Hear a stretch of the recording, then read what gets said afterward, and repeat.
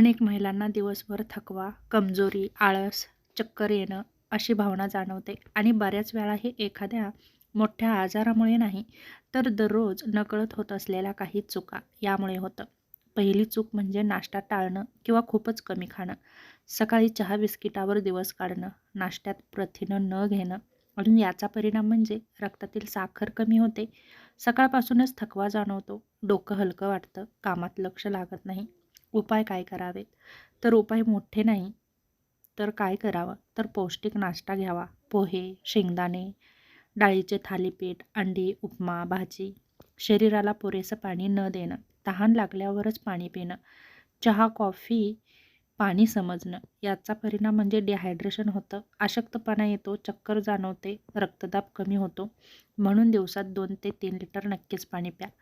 मासिक पाळीकडे दुर्लक्ष करणं, जास्त रक्तस्राव असूनही तपासणी न करणं, आयर्न सप्लिमेंट न घेणं याचा परिणाम म्हणजे हिमोग्लोबिन कमी होतं आणि कायमची कमजोरी जाणवते.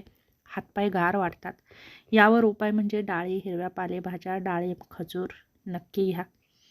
दुसरं म्हणजे सतत काम आणि स्वतःकडे दुर्लक्ष करणं. घर, ऑफिस, मुलं, पण स्वतःसाठी वेळ नाही देणं. विश्रांती न घेणं. याचा परिणाम म्हणजे शारीरिक आणि मानसिक थकवा जाणवतो आणि एनर्जी लेवल आपली खूपच कमी होते. याच्यावर उपाय म्हणजे दररोज किमान 30 मिनिटे स्वतःसाठी वेळ द्या. शांत बसा, चाला, प्राणायाम करा. दुसरं म्हणजे झोपेच्या चुका. उशिरा झोपणं, मोबाईल बघत झोपणं याचा परिणाम म्हणजे शरीराची रिपेअर प्रक्रिया होत नाही आणि सकाळीच थकवा जाणवतो. यासाठी तुम्ही काय करा, तर 7 ते 8 तासाची शांत झोप घ्या आणि मोबाईल टाळा. चुकीचा आहार जसं की फास्ट फूड, जंक फूड पोट भरतं, पण शरीर पोसलं जात नाही. म्हणजेच पोषक तत्त्व मिळत नाहीत. यामुळे कमजोरी, गॅस आणि पित्त होतं. यावर उपाय म्हणजे घरचं ताजं संतुलित अन्न, भाजी, भाकरी, चपाती खा. सतत ताणतणावामध्ये राहू नका. सगळं मनात साठवून ठेवू नका. बोलत राहा.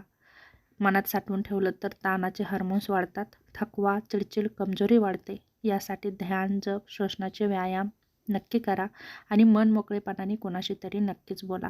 व्यायाम पूर्णपणे करणं टाळा. काम खूप आहे, मी दररोज हालचालच करते असं न म्हणता दररोज व्यायाम करा. यामुळे रक्तप्रवाह सुधारतो.